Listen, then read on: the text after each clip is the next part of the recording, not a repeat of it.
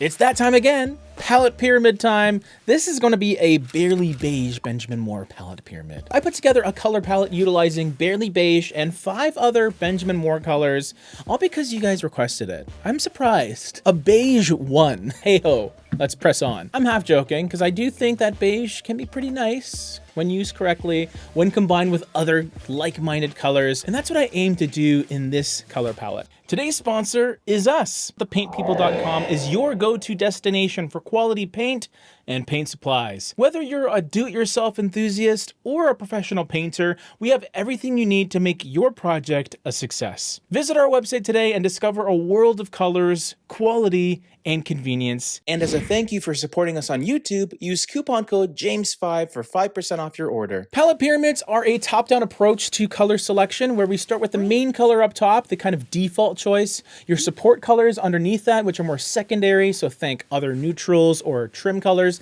and then the finishing colors are down below, your accents, your fun colors that give you some saturation, some depth, some body, some oomph. And the whole point of these palette pyramids is to empower you to make your own decisions on where these colors are being utilized. Of course, I give you an awesome triangular guideline, but really it's up to you where those support colors go, how those finishing colors are being used. And if you're interested in your own custom palette pyramids done by myself, then make sure to check out the description of this video because we do offer custom color palette pyramids for anyone ranging from 3 colors all the way up to, I believe, 11 or 12, depending on your project size. But without further ado, let's get into the Barely Beige pyramid. Barely Beige is going to be your main color. For those of you that don't know what a main color is, it's going to be the primary color, the most predominant color that's probably going to be used on the walls and things like your hallways, your living areas, all those connecting visible parts of your home, and potentially some of your rooms as well if you just wanted to carry it through for consistency. I think Barely Beige is a wonderful color to do that.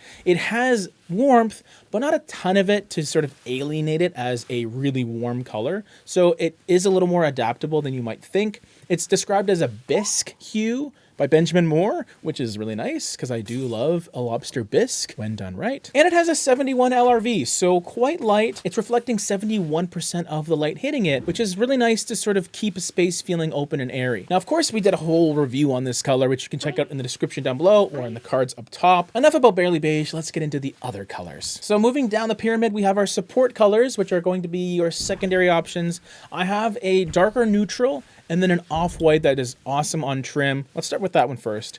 It's Swiss Coffee, which is a beautiful, warm, creamy off-white by Benjamin Moore. It has just under an 82 LRV, so not the brightest white that exists, but I think the level of warmth in it really coordinates beautifully with Barely Beige. It's going to give you a little more of a subtle level of contrast between the two. You have Barely Beige combined with a white that's barely white, like it's pretty much an off-white, but I love their interaction. But my second support color is going to give you more depth and richness for the parts of your home that maybe Barely Beige is just too light. So in those cases, I would recommend Bleaker Beige, which is our second support color. Another warm-leaning neutral that isn't overly warm. To me, this is almost a mid-tone grayish that combines beige, maybe a bit of tan, and then just gray to sort of neutralize it. But compared to Barely Beige, this is a color that's going to have a lot more richness to it, a lot more depth. In areas that get a lot of light, you don't want your wall color to get washed out, this is going to be the choice for you. Okay, so finishing colors time. These are going to be your accent choices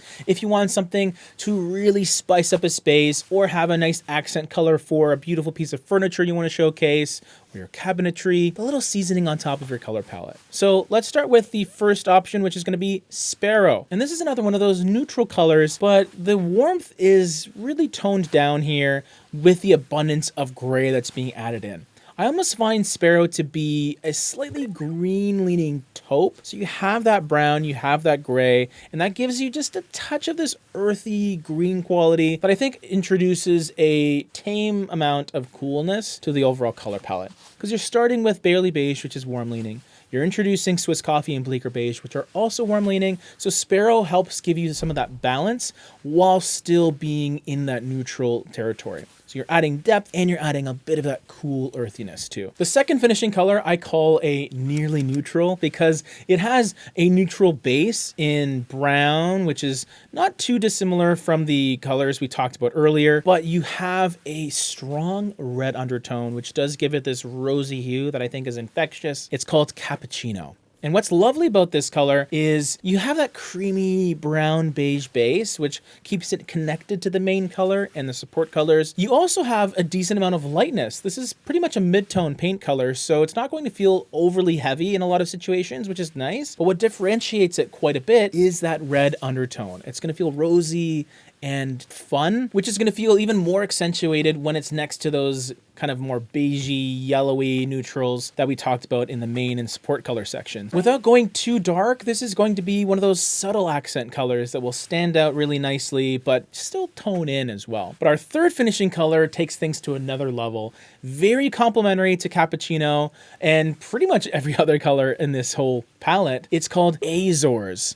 And what's awesome about this is now you have a beautiful dose of freshness and vibrancy. This is going to be the most stylish color. This is going to be the one that's going to pop the most. Just a beautiful dose of blue and green mixed together. Really awesome color.